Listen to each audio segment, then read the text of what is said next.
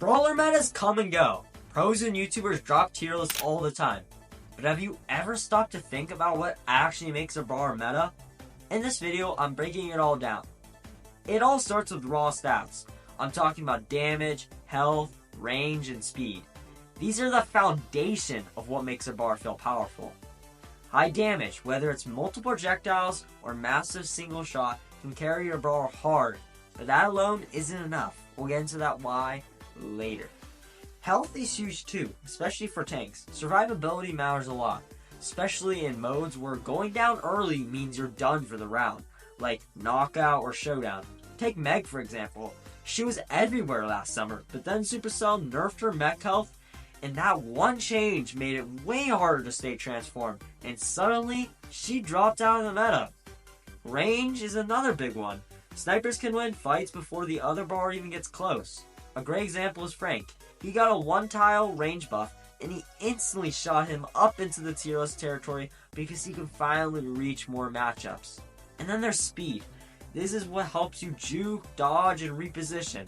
The faster you are, the harder it is to get hit. Remember when Sod 1N played Rico with that 34% speed boost from his star power and the demon buff in Angels vs Demons? He was literally unhittable, even though he's one shot. The best brawlers usually combine a few of these stats. You're never gonna get a brawler that maxes them all, but if someone has high damage, high health, good speed, and good range, that's a problem. They can dominate almost any close or mid-range matchup. And this is just the surface. Beyond the main stats, there are more niche ones that matter a ton, like reload speed. Brawlers like Meepo or Miko struggle with slow reloads, and even a small buff to that stat can make them instantly meta. I've seen it time and time again.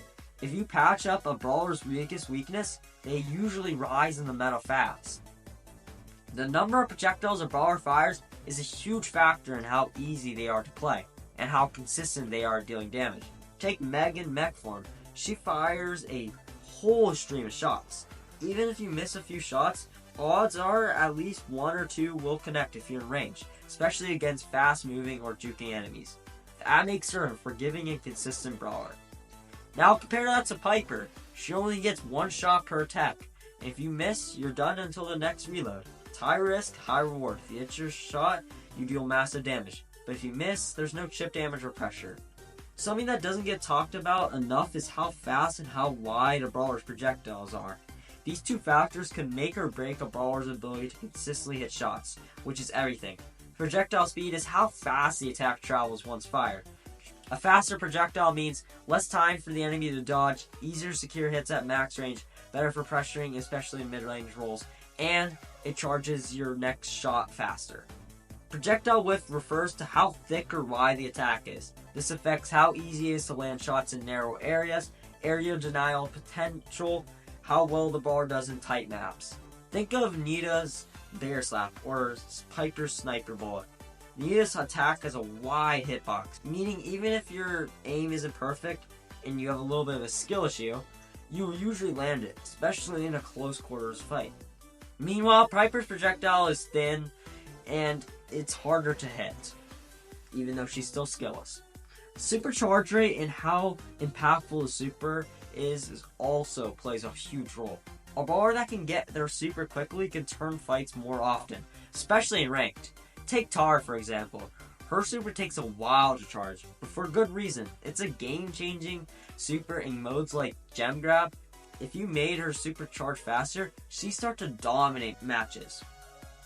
Super usefulness is another key part of what makes a brawler meta. Take Sam for example. His entire kit revolves around his super.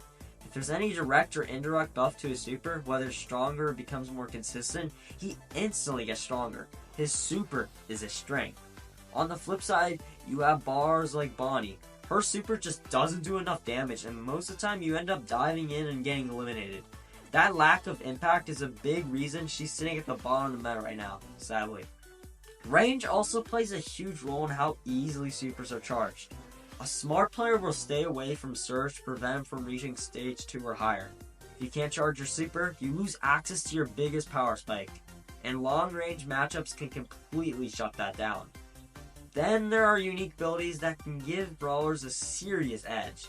Luke can freeze enemies, Poco and other support brawlers can heal teammates.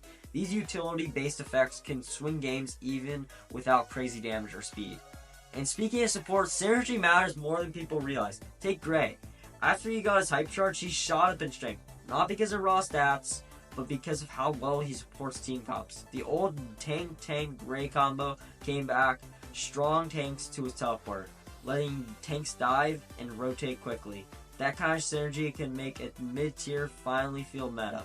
He's still really good beside that one strategy that came back. Traits give brawlers unique abilities that no one else has, like walking on water, charging super over time, building super through healing, even passively charging super just by being near enemies, etc. These traits give certain brawlers an edge in specific scenarios. Take Daryl for example. He doesn't need to poke at enemies to get a super. It charges automatically, which guarantees he'll roll in eventually. And water walkers can dominate maps with lots of water, reaching places most brawlers simply can't, giving them a huge advantage in range-limited fights.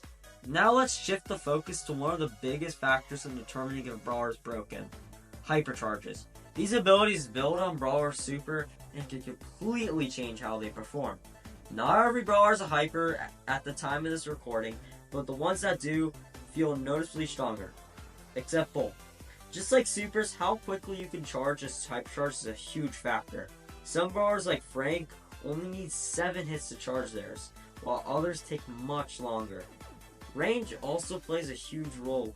Short range brawlers might not even get to use their hypercharge in certain matchups, but with close range brawlers, they can pop it multiple times and dominate, because usually the lower range brawlers have a quicker charging hypercharge.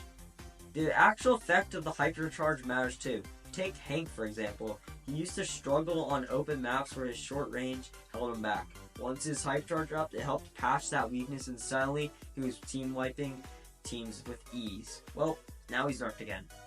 A good hypercharge should take a brawler's weakness and flip it into a strength. Plus, don't forget the added stat boost: speed, damage, and health. The more impactful those stats are, the better the hypercharge becomes. Star powers and gadgets can completely define a brawler's place in the meta. Take Lily for example. She dominated the summer meta, and a huge reason for that was her Vanish gadget. The versatility it offered was insane. You could disengage from almost any fight and become untouchable for 3 seconds, or use it to sneak in and eliminate a squishy target. Without that gadget, Lily would be at a severe disadvantage. Her kit relies on getting up close, and without a reliable way to do that, she'd struggle. Her only tools would be her super and her supercharging trait. With Vanish, she not only becomes harder to hit, but she also gains natural survivability. She can retreat, heal up, and jump right back into the fight. It's kind of weird that utility that turns a strong brawler to a top tier threat. Star powers also play a huge role in determining your brawler's place in the meta, because they add utility to a brawler's attack, super, or core mechanics. They help separate average brawlers from the top tier ones. Take Otis for example. When he first dropped in the summer of 2022, he was considered one of the weakest brawlers in the game. But things changed when Supercell released his second star power. It gave him 1 extra projectile, making it way easier to hit enemies and apply pressure. Around the same time, they also buffed his super to deal damage. That 1-2 punch of a better main attack and a more threatening super instantly pushed Otis into the meta, and he went straight to S tier.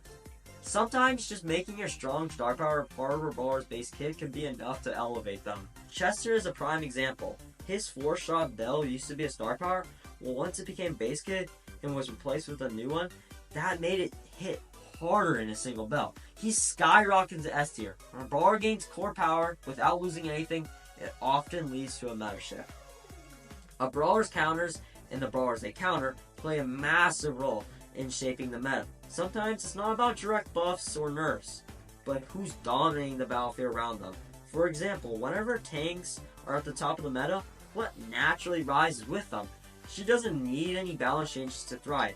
Her entire kit is built to shred high health brawlers. So if you're seeing a lot of tanks in high level ladder or range, Colette becomes incredibly valuable.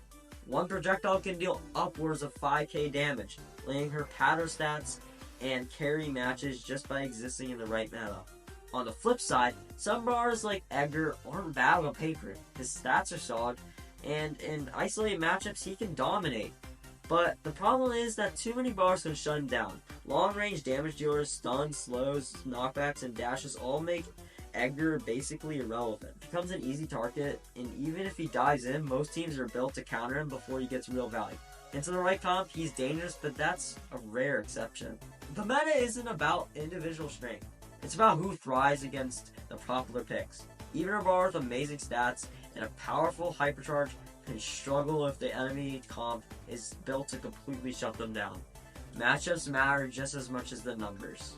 When you stack this all together, raw stats, unique abilities, synergy, traits, super gadgets, hypercharges, and favorable matchups, you start to see the full picture of why a brawler becomes meta. It's not one thing, it's how all these factors combine. A brawler might not have the highest damage, but with strong survivability, good range, a powerful gadget, and minimal counters in the current meta, they dominate. Being meta is about how well a brawler fits into the environment of the game right now. If they counter what's popular, if they're hard to shut down, and if their kit gives them consistent value every match, they're gonna rise. And that's why when YouTubers or pros say, yeah, their hypercharge are strong, that's why they're good, it only scratches the surface. What they're really saying is that the hypercharge works with all the other tools the brawler already has, fixes their weaknesses, adds pressure, or turns a decent kit into a broken one.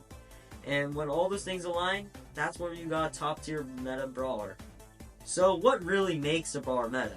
Not just high stats or flashy abilities, it's how well their kit patches their weaknesses. The most dominant brawlers aren't perfect, but they feel like it because their supers, hypercharges, and traits fill the gaps in the right way. And when all the lines up with the current map pool, metacomps, and team synergy, they become unstoppable. Let me know in the comments which brawler you think is the most meta right now. And if you enjoyed this deep dive, don't forget to like and subscribe. We're trying to get to 1,000 subs. I'll see you in the next one.